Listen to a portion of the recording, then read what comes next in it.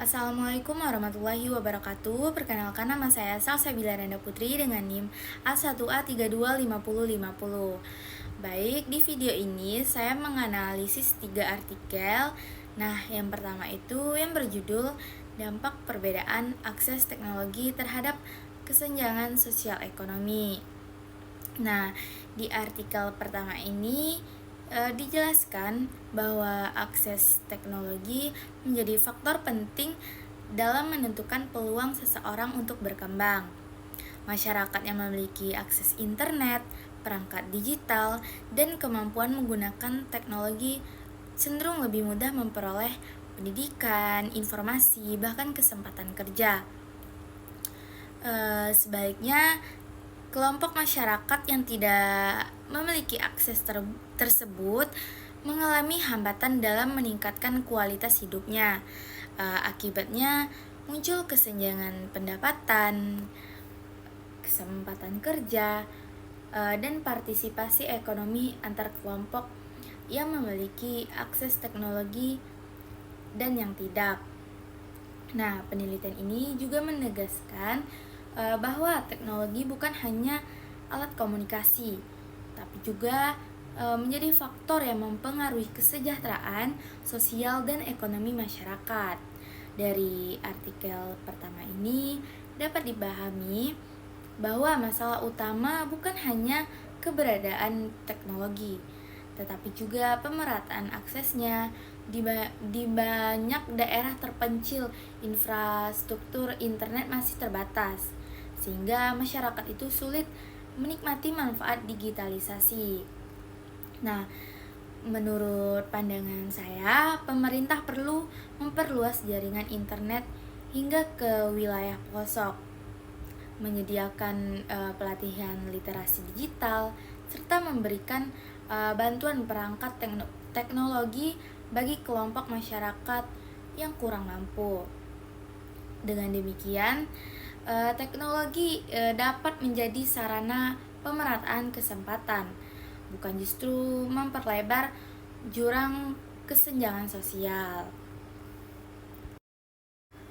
Baik, selanjutnya di artikel kedua. Nah, di artikel kedua ini saya mengambil yang berjudul Kesenjangan Digital dan Dampaknya Terhadap Pendidikan. Di sini membahas bagaimana perbedaan akses teknologi mempengaruhi dunia pendidikan. Dalam era pembelajaran digital, siswa membutuhkan perangkat elektronik dan koneksi internet yang memadai agar bisa untuk mengikuti proses belajar. Namun, tidak semua peserta didik memiliki fasilitas tersebut. Nah, akibatnya banyak siswa mengalami kesulitan mengakses materi pembelajaran, mengikuti kelas daring, bahkan juga mengembangkan keterampilan digital.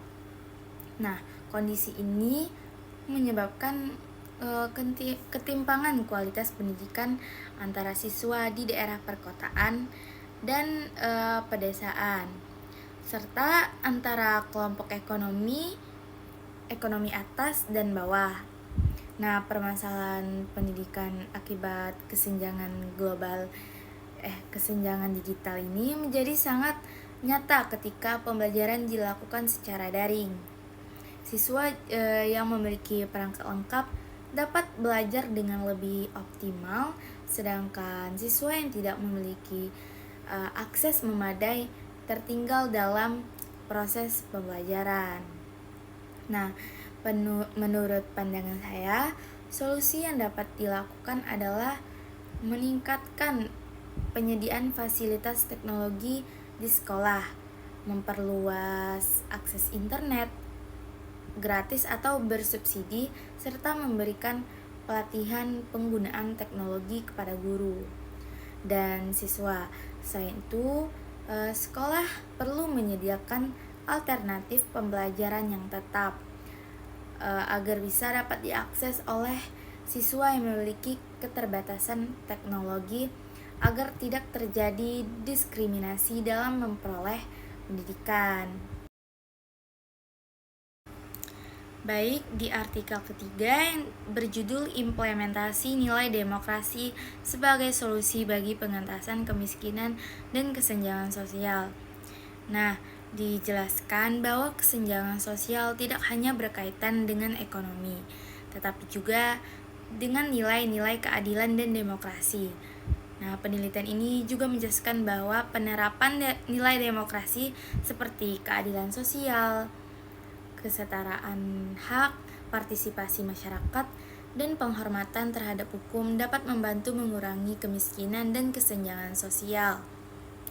Demokrasi yang berjalan dengan baik memungkinkan setiap warga negara memperoleh kesempatan yang sama dalam bidang pendidikan, pekerjaan, dan kehidupan sosial. Artikel ini menekankan bahwa pembangunan tidak cukup hanya berfokus pada pertumbuhan ekonomi, tetapi juga harus memperhatikan pemerataan hasil pembangunan. Menurut pandangan saya, pemerintah dan masyarakat perlu bekerja sama dalam menerapkan nilai-nilai demokrasi dalam kehidupan sehari-hari.